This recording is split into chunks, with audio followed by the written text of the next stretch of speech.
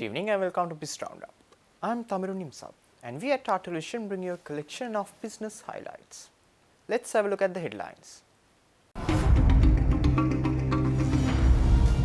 National Consumer Price Index records 7th month of deflation. Sri Lanka's February 2025 external sector performance shows mixed signals. Tourist arrivals exceed the 800,000 mark for this year. News in detail. Sri Lanka's National Consumer Price Index continued its downward trend in March, marking the 7th consecutive month of deflation. This decline comes amidst falling food prices and stable non-food costs ahead of the traditional New Year celebrations. The NCPI showed a year-on-year drop of 1.9% in March, slowing from the 3.9% decrease recorded in February. Monthly prices also dipped by 0.1%, mirroring February's decline over January. Food inflation showed a slight annual increase of 0.8%, but monthly prices for essential items such as rice, big onions, eggs and chicken fell, bringing relief to consumers during the festive season. However, prices for coconuts, coconut oil, milk powder and fresh fruits saw an uptick. Non-food prices remained stable with no significant changes in power and energy costs, and annual non-food inflation fell by 4.1%. The central bank maintained its policy interest rates in March, reaffirming confidence in achieving its 5% inflation target by year-end. Analysts suggest that while deflation has provided much needed relief following the hyperinflation of 2022 and 2023, prices may rise modestly in the coming months due to base effects. Sri Lanka's external sector performance for February 2025 shows mixed results, with a higher current account surplus and improved trade volumes, but challenges in trade deficit and tourism earnings. The current account surplus increased compared to January 2025, driven by a narrow trade deficit. However, the surplus remained below February 2024 levels. While both export and import volumes rose, the terms of trade deteriorated as export prices fell more sharply than import prices. Tourism earnings for February were estimated at $368 million, reflecting a seasonal decline from $401 million in January. Workers' remittance provided a positive note, increasing to $548 million from $476 million in February 2024, although slightly below the $573 million recorded in January 2025. Foreign investments showed a modest net inflow into government securities, while the Colombo Stock Exchange saw a marginal net outflow. Gross official reserves stood steady at $6.1 billion, bolstered by the swap facility with the People's Bank of China. The Sri Lankan rupee depreciated by 1.3% as of end of March 2025. Sri Lanka's foreign reserves witnessed a notable rise in March 2025, primarily due to receiving its fourth program tranche from the International Monetary Fund. The central bank reported a surge of $131 million in gross official reserve assets, bringing the total to $6,517 billion. A significant contribution came from the IMF's extended fund facility, which disbursed USD 334 million as part of the USD 2.9 billion stabilization package running until 2027. The central bank purchased $401.9 million from the domestic foreign currency market in March without selling any, marking a sharp increase from February's net purchases of $70.3 million. These measures are part of efforts to prevent the Sri Lankan rupee from overappreciating, with total foreign currency absorptions for the first quarter reaching $484.5 million. The reserve boost highlights the impact of international financial support and strategic domestic interventions by the central bank. Sri Lanka's Purchasing Managers Index for March 2025 showed significant growth in both manufacturing and services sectors, with manufacturing reaching its highest value in 4 years and services reflecting a substantial expansion. The manufacturing PMI surged to 63.9, driven by sharp increases in new orders and production, particularly in food and beverages and textiles and apparel. Employment and stock purchases also expanded, aligning with rising production demands. However, concerns remain among export-oriented manufacturers among uncertainties in global trade despite positive expectations for the next quarter. Meanwhile, the services PMI reached 69.8, indicating considerable growth across various sectors. Wholesale and retail trade benefited from strong festive demand, while financial services saw improvements due to increased lending activity. Sectors like accommodation, food and beverage, and insurance also contributed to this growth. New businesses rose significantly, fueled by expansions in key service areas, alongside an uptick in employment due to seasonal recruitment. Stay tuned. We will return after this short commercial break.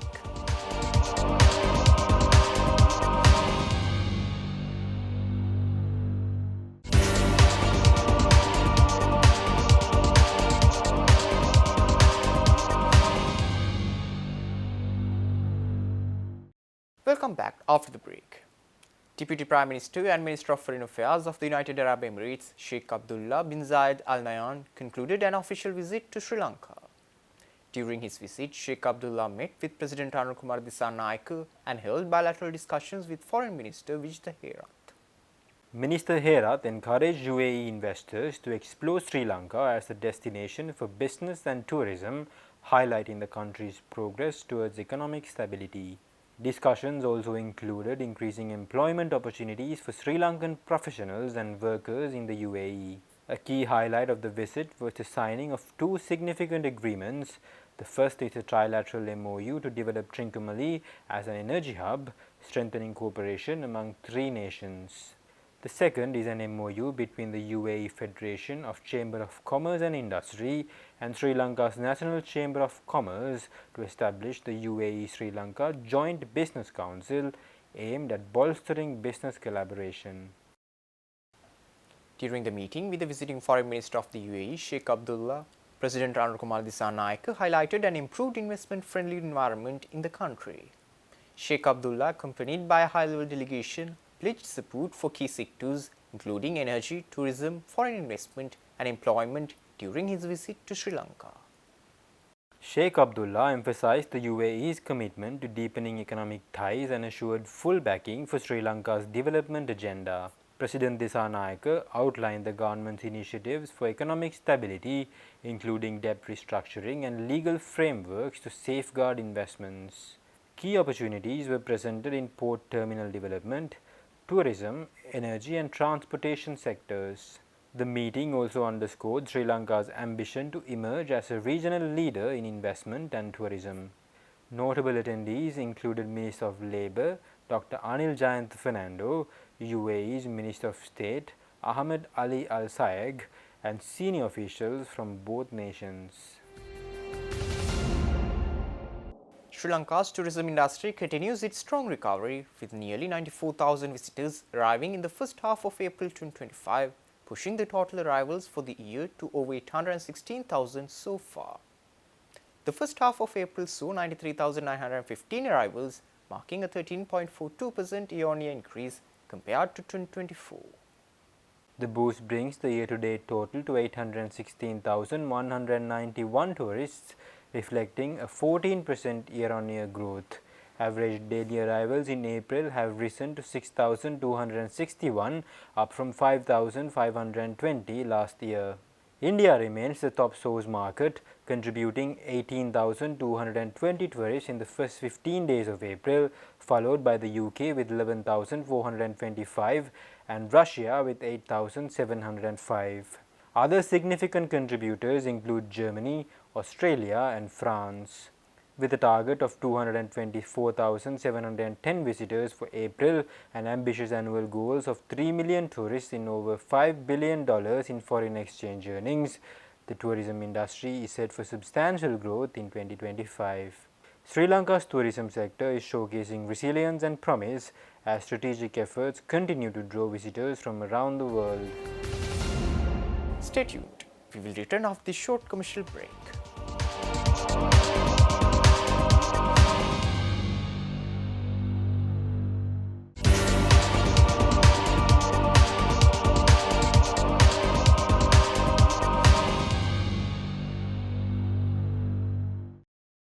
Welcome back after the break.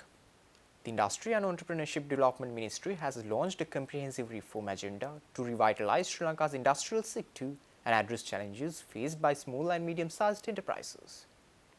Deputy Minister Chaturanga Singh provided a detailed update on the first quarter's progress, emphasizing practical reforms and strategic initiatives on social media recently. Key actions highlighted include restructuring state-owned enterprises like BCC Lanka and the National Salt Corporation, backed by a 13 billion rupee industrial revival budget. Sector-specific reforms such as VAT exemptions on pharmaceutical raw materials and the coconut industry recovery program were also prioritized. A major initiative addresses the SME credit crisis, enabling banks to provide capital to non-performing loan customers without restrictions.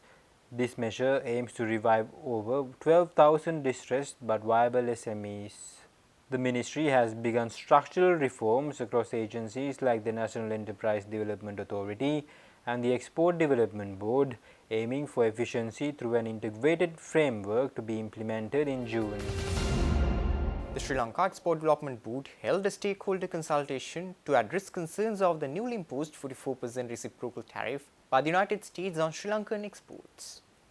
The meeting focused on assessing the impact and identifying mitigation strategies to protect key export industries.